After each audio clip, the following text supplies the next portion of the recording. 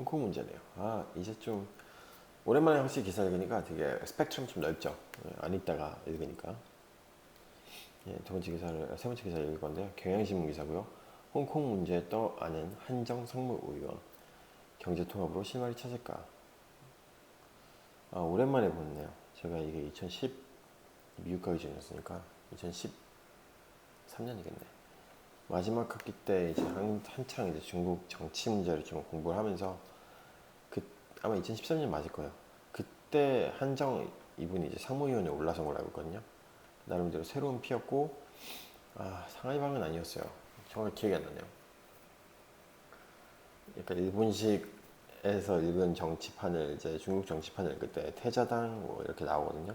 태자당, 공천당 그리고 그 안에서 그러니까 태자당계의 상하이방 이렇게 나오고 뭐 장점인 이 이제 상하이 쪽이었으니까 그쪽 라인의 상하이방이라고 하는데 그쪽 라인에서 한정을 뽑았다고 했었나 기억이 정확히 안 나네요. 어쨌든 공천당은 아니었고요. 태자당이나 상하이방 쪽 소속의 이제 인선들을 이제 했던 것 같은데 그때 나왔던 분이었는데 이제 슬슬 지금 현재 홍콩 문제를 떠났다고 했잖아요. 예, 그래서 그때 상무위원 됐던 걸로 제가 기억하거든요. 상무위원은 총 7인으로 돼 있고 총 25인으로 돼 있나요? 예, 그렇게 알고 있는데 어쨌든 어느 정도 실세가 돼가고 있는 과정인 것 같아요. 많이 이제 지난 한 5년 동안 이렇게 또 태클을 타신 것 같아요. 홍콩 문제를 총괄하는 한정 중국 공산당 정치국 상무위원. 상당히 이건 약간 오피니언이 들어간 기사가 딱 봤죠. 왜냐면은 뭐 구정은의 수상한 GPS 뭐 약간 칼럼식으로 글을 쓰시는 것 같아요. 한번 읽어보도록 할게요. 캐리람 홍콩 행정장관이 5일 홍콩과 마카오를 총괄하는 중국 최고위 지도자 한정 상무위원과 만났다. 원래부터 이제 홍콩 마카오 총괄이었군요. 그래서 이름 참 이쁘죠. 그래서 그냥 읽어도 한정 뭐 우리 주로 읽을 때 뭐 리커창 뭐 이렇게 리극강 이런 것도 뭐 시진핑도 이제 원래 스끈평 이건데 이제 그렇게 읽잖아요. 근데 한정 같은 경우는 한정 그대로 읽는 것 같아요. 이 한글로 발음도 한정이거든요. 그래서 이 발음은 또 한국이랑 동일한 것 같네요. 그래서 공산당 지도부의 경제통인 한 상무위원을 만난 직후 캐리람 행정장관은 광동, 홍콩, 마카오를 묶는 거대 광역 경제권 조성 프로젝트를 논의하는 회의에 참석했다. 시위 사태의 기저에 깔린 홍콩 경제 사정에 대한 불만을 경제로 표기했다는 공산당의 뜻을 읽을 수 있는 대목이다. 글쎄요, 이 경제권 조성하는 게 홍콩 국민을 위한 것인지 중국 그 본 당국을 위한 것인지는 지켜봐야겠는데 당연히 정치는 본인들이 입맛에 중국 본토의 입맛에 맞게끔 차려지지 않을까 싶어요. 그럼 당연히 시위가 그렇게 쉽게 진압되지 않을 거고요. 하지만 강경 진압 속에서도 홍콩 시위는 사그러지지 않고 있고 반중, 친중 시위대의 충돌과 시위대 정치인에 대한 공격 사건이 잇따르면서 앞을 내다볼 수 없는 상황으로 치닫고 있다. 홍콩 문제로 공산당 지도부 안에 갈등이 불거질 조짐도 보인다. 시진핑 국가주석이 홍콩 업무를 담당하는 한 상무위원회 불만을 품고 있다는 얘기가 나오는 것이다. 그래요. 한 상무위원이 홍콩 사태의 풀 실마리를 찾을 수 있을지에 관심이 쏠린다. 시 주석은 2017년 10월 열린 공산당 19차, 2017년이었어요. 이때도 있었나 보죠. 19차 전국 대표회의 전대에서 1차 전체 회의 19기 1중기 전에 상무위원을 5명을 새로 임명했다. 그럼 그때 2017년이었나?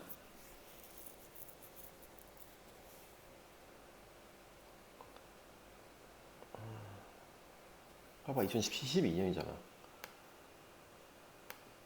상해 시장을 지낸 걸 당세계로 있다 한 장. 이제 2017년이었나요? 17년에 내가 그때 공부를 안 했는데. 그래요. 그럼 그때는 이제 25인에 들었다가 7명이 들었었나? 하여튼 읽어볼게요. 시주에서 2017년 10월 열린 이제 그때 공산당 전국 대표회의에서 이제 전인대라고 하죠.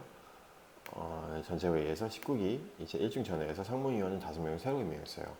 2017년이에요. 2년 전, 약 2년 전이죠. 거의 딱 상무위원 5명, 7명인데 5명을 새로 임명했는데 정치국 상무위원 7명 중 주석 본인과 시주석 본인과 리커창 총리를 제외하고 5명을 모두 일괄히 인사했다. 그렇죠. 2003년부터 2012년까지 상하이 시장을 지내고 상하이방이네 그러면. 상하이 시장을 지내고 상하이시의 당서기로 있던 한정은 이때 상무위원이자 상무부 총리로 선임됐다. 그래 이때 선임됐다 그러네요. 이때는 한창 이제 그때 제가 봤던 게 한정이랑 후추나랑 이렇게 있었는데 그때 그러면 약간 올라오던 타이밍이었나 보다. 상무위원까지는 안 됐고 아마 25인은 이제 선발이 됐었나 봐요. 그때 상무위원 말고 그 정치국 그 뭐라 그래야 되지? 그 의원이 또 있어요. 이름 다 까먹었는데 공산당 지지부는 나오네요. 시진핑 파벌과 여전히 남아있는 장점인 전축석 파벌로 크게 양분돼 있다. 이게 상하이방이라고 보시면 돼요. 네. 올해 65세인 한상무 의원은 장점인 주석 시절 상하이방의 일원으로 승승장구했다. 그쵸? 상하이방이니까 상하이시장도 지냈겠죠?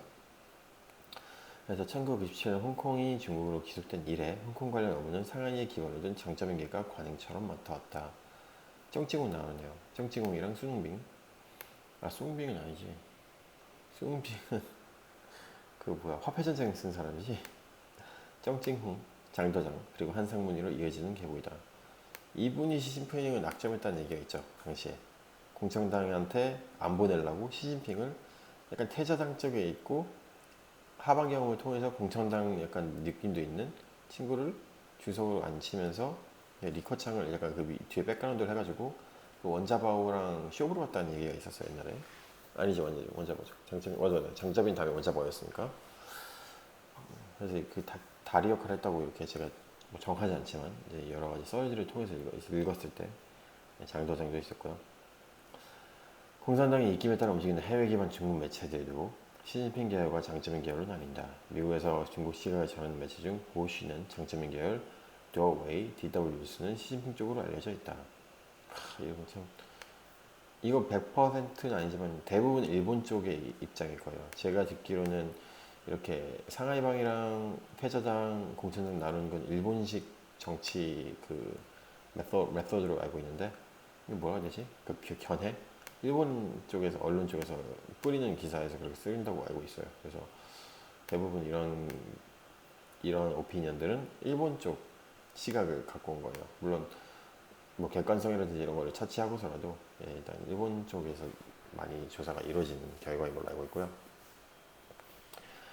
그래서 홍콩 온라인 매체 HK01은 시진핑 계열이다.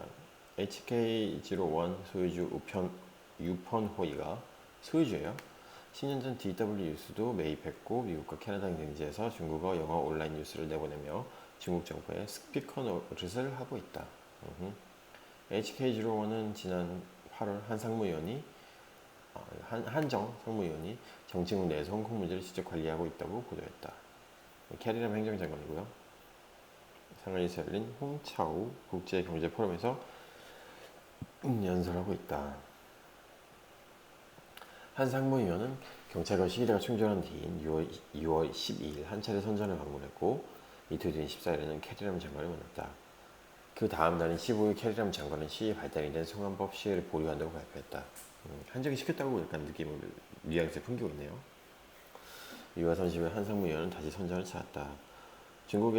홍콩의 중국 기속 기념일인 7월 1일에는 해마다 기념행사를 하지만 올해에는 대규모 시위가 예정돼 있었다. 이를 앞두고 한 상무위원이 한 달 새 두 번째로 홍콩과 인접한 선전을 방문한 것이었다.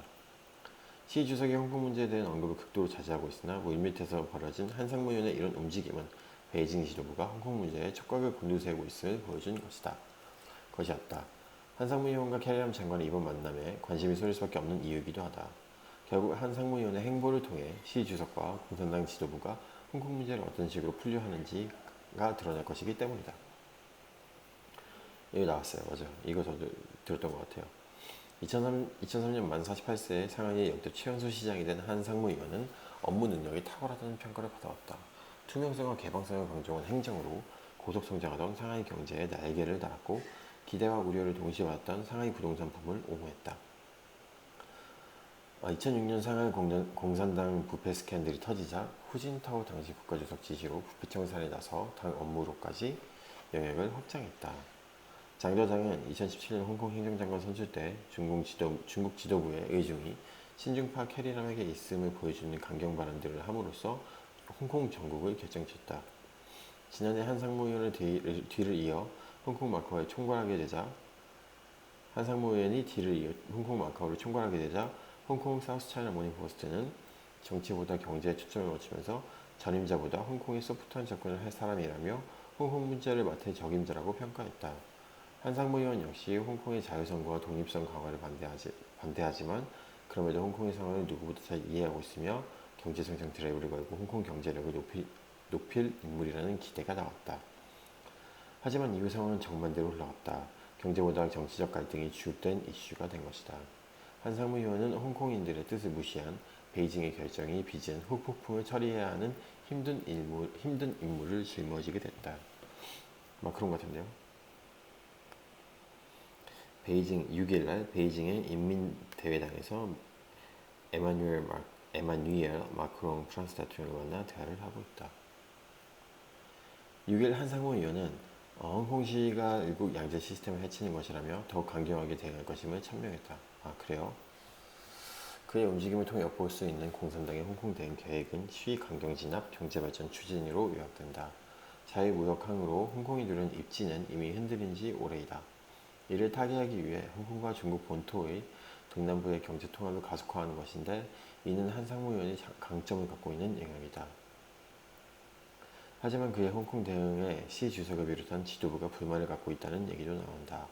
반정부 온라인 매체 투이당 탈당 뉴스는 공산당이 홍콩 시위 관련 정보들을 전력 수집하고 있고 이를 한 상무위원이 총괄하고 있다고 보도했다.